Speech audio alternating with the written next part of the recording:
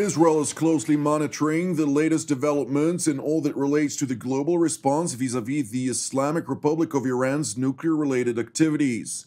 Prime Minister Benjamin Netanyahu convened a meeting with top cabinet ministers and security officials yesterday, during which discussions ensued regarding Jerusalem's position on the Biden administration's estimated entry into negotiations with Iran over the Joint Comprehensive Plan of Action, or JCPOA, which is the technical term for the so-called 2015 nuclear agreement. And while the meeting focused on deliberations regarding the broader issues presented by the Islamic Republic, no operative decisions were reportedly made as of yet. Nevertheless, security sources informed TV7 that Israel is ratcheting up preparations to substantiate a credible military threat to guarantee that the Ayatollah regime, regardless of international dynamics, will not attain nuclear weapon capabilities. To that end, Jerusalem approved the IDF's acquisition plan to procure 2 US-made KC-46 tanker jets out of a total of up to 8, which will significantly expand the Israeli Air Force reach to strike any distant target threatening the Jewish state. In addition to the tankers, the IDF received the green light to acquire a third stealth F-35 squadron, heavy lift helicopters, advanced munitions, and more, all of which will be procured from the United States defense industry in cooperation with U.S. military channels. And while all of the aforementioned military hardware will be procured from the United States, once delivered, it will be fitted with unique Israeli systems in accordance with the operational requirements of the Israeli Air Force. Furthermore, alongside the bolstering of Israel's offensive capabilities, which Defense Minister Benny Gantz labeled as critical at this point in time, the Israeli Missile Defense Organization and the U.S. Defense Department Missile Defense Agency jointly announced last week the commenced development of the Arrow 4 weapon system, the next generation of exo-atmospheric interceptors, which will further enhance Israel's aerial defense capabilities. We are starting the development of Arrow 4 system at a symbolic time, 30 years after the Gulf War, which led to the establishment of the Israeli Missile Defense Organization and the beginning of joint US-Israeli Missile Defense Cooperation. Over the last 3 decades, we have developed one of the most advanced missile defense array in the world, built of 4 combat-proven operational layers. These capabilities are being constantly improved against emerging threats. Arrow 4 will have outstanding flight and interception capabilities, challenging imagination, and ensuring the security of the State of Israel. It is important to highlight that Jerusalem's proactive efforts to bolster its defensive and offensive capabilities are evidently made in close cooperation with the United States as part of the latter's commitment to Israel's national security interests, including its regional qualitative military edge. This commitment was once again reaffirmed last night when U.S. Secretary of State Antony Blinken held a lengthy phone conversation with his Israeli counterpart, Gabi Ashkenazi, during which they discussed regional security challenges and the importance of continued cooperation in addressing these issues, among others. Meanwhile, in Tehran, the Islamic Republic's supreme leader, Ayatollah Ali Khamenei, announced that Iran may opt to enrich uranium up to 60% purity if his regime needs it. حد غنیسازی ما هم 20% نیست. ما اگر لازم باشه، اگر برای مثلا پیشران هسته‌ای یا مسائل دیگر ممکنه به 60% هم غنیسازی رو برسونیم. این کارا چیزهایی است که اگر هرچه احتیاج باشه اون رو انجام میدیم.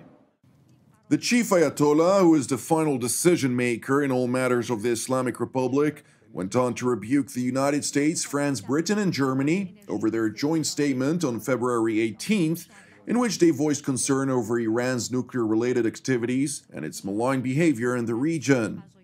طرف‌های مقابل این 4 کشور، یعنی 3 کشور اروپایی و آمریکا، اینها در این حرفایی که این روزها میزنن، بیانیه‌ای که صادر کردن، ادبیاتی که به کار بردن، ادبیات مستکبرانه، از موضوع بالا حرف زدن و طلبگارانه و غیر منصفانه است. ادبیات غلط و خطایی است که اینها دارن به کار میبرن. Meanwhile, Iran announced that it has ended its implementation of the so-called Additional Protocol to the JCPOA, which allowed the International Atomic Energy Agency, or IAEA, to carry out relatively short-notice inspections of Iranian nuclear facilities. That being said, the Iranian Foreign Ministry confirmed that the IAEA will be granted partial access for a period of up to 3 months. It further emphasized that for Iran to return into compliance with the 2015 nuclear agreement, the United States must lift all of its sanctions first. However, despite the unyielding Iranian demands, the United States is seemingly maintaining its steadfast position. The United States remains committed to ensuring that Iran never acquires a nuclear weapon. Diplomacy is the best path to achieve that goal. President Biden has said, if Iran comes back into strict compliance with the JCPOA, the United States is prepared to do the same. Working with allies and partners, we will also seek to lengthen and strengthen the JCPOA and address other areas of concern, including Iran's destabilizing regional behavior and ballistic missile development and proliferation. And Iran must comply with its safeguards agreements with the IAEA and its other international obligations. It is important to highlight that while the United States had repeatedly emphasized its resolute intention to alleviate the situation by diplomatic means, the Islamic Republic is evidently escalating the situation on the ground throughout the Middle East. In a third attack within less than a week, Iranian proxy militias launched a barrage of statistical rockets toward the United States Embassy in Baghdad. Thankfully, the projectiles failed to reach their target and no injuries were reported. And while the latest attacks in Iraq, including the deadly rocket fire against U.S. coalition forces in Irbil last week, were confirmed to be initiated by Iranian proxies, the United States is apparently hesitating to react for fear of risking an escalation that plays into the hands of Iran. We are still determining precise attribution, but we have stated before that we will hold Iran responsible for the actions of its proxies that attack Americans. I can add that the rockets fired in recent attacks on the coalition and citizens of Iraq, including this attack I referenced, are Iranian-made and Iranian-supplied.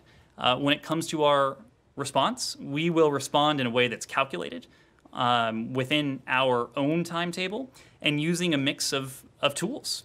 At a time and places of our choosing, as you've heard me say before. What we will not do is lash out and risk an escalation that plays into the hands of Iran and contributes to their attempts to further destabilize Iraq.